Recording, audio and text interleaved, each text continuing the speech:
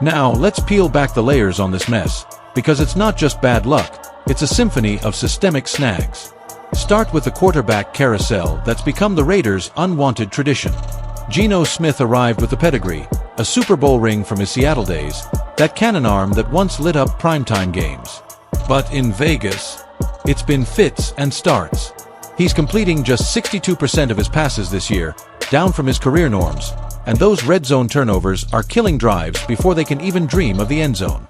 Pair that with the skill position investments, those draft picks on wideouts like the speedy rookie out of Alabama, who's flashed but fumbled away momentum, and you've got an offense that's averaging a league-worst 16 points per game.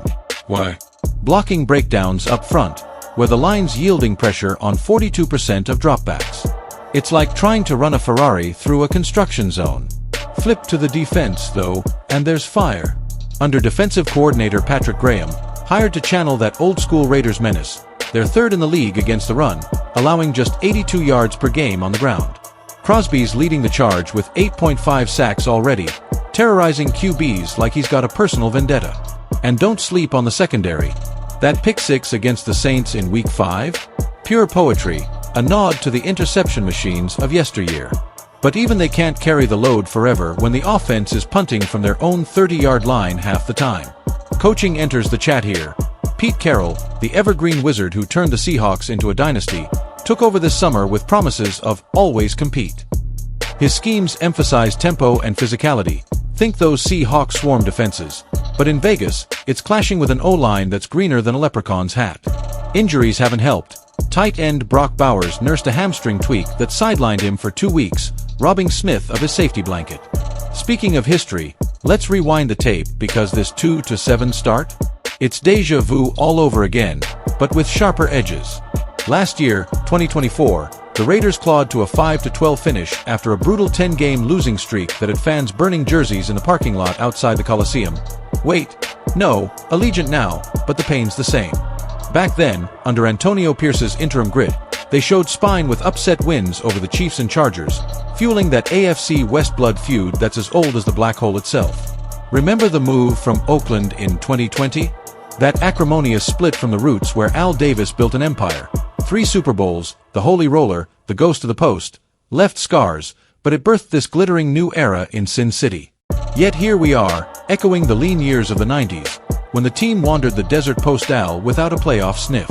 Statistically, they're on pace for the fewest touchdowns since 2018's 4-12 disaster. Turnover differential? -9, worst in the West. Compared to rivals, the Chiefs are 8-1, Patrick Mahomes carving up defenses like Thanksgiving turkey. The Chargers, with Justin Herbert's laser arm, sit at 6-3. Even the Broncos are sniffing .500. Raiders Nation, it's not just a slump, it's a statement that marginal progress? Nah, this is regression with a capital R. But hold on, because in the spirit of the silver and black, where resilience is our middle name, let's hear from the heart of the beast. I caught up with fictional beat reporter Elena Vasquez, who's been embedded with the team since Carroll's hiring. Look, she told me post-game, her voice hoarse from shouting over the Allegiant roar. Geno's frustrated, but he's locked in. After that Broncos loss, he pulled the young receivers aside in the locker room, said, "Fellas, we're not here to moral victories. We're Raiders. We hit harder, we fight dirtier." It's that Oakland-bred mentality seeping through. And from the man upstairs, Pete Carroll, ever the philosopher coach, doubled down on optimism in his presser. "Well, being the forever optimist, I'm always kind of encouraged," he said, that trademark grin flashing.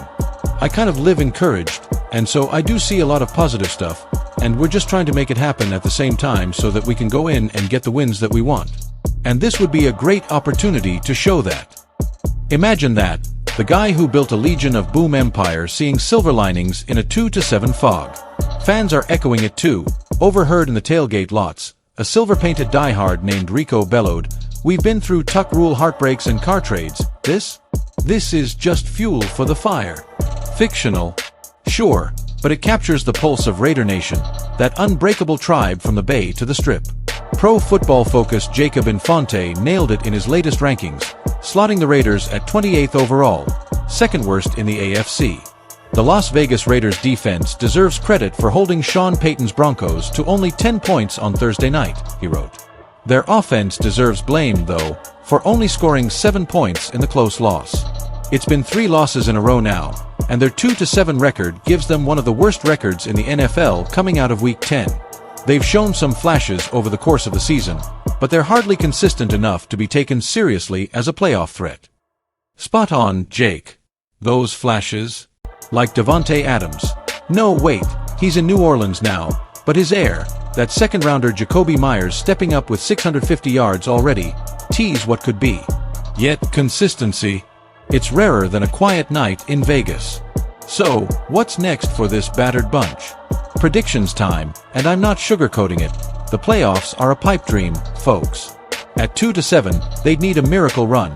Think 7-2 finish, including sweeps of the Chiefs and Chargers, to even sniff the wild card. More realistically, this locks in a top 5 draft pick, maybe even top 3, targeting a franchise QB to end the Smith experiment. Imagine drafting Shedeur Sanders, Dion's kid, to sling it under those dazzling LED lights. Seasonal impact. Brutal for morale, but it could spark a rebuild fire. Carroll's contract has an out clause, and whispers say GM Tom Telesco's on the hot seat. Expert take from my fictional analyst buddy, Dr. Gridiron, that's me in a lab coat. The Raiders D can anchor a contender, but without offensive firepower, they're the AFC West's lovable losers. Fix the trenches, add a playmaker in the draft, and by 2026, top 10 potential. Ties to pop culture? Picture this, the Raiders skid mirroring that underdog vibe in Moneyball. Scrappy, smart, but needing that one big swing. Or link it to Vegas itself. High stakes, big losses, but always chasing the next jackpot. Raider Nation, as the curtain falls on this bleak Week 10 tale, remember the words etched in our soul: commitment to excellence. We've got Super Bowl ghosts, Bo Jackson bulldozing linebackers, Marcus Allen's 191-yard scamper in '83, and a fanbase that turns black holes into black gold. So rise up, paint your faces, crank up Silver and Black till I die, and let's turn this ship around starting Sunday against the Browns. Tune in right here for live coverage, your front row seat to the comeback. This is Raiders Report, signing off. Just win, baby.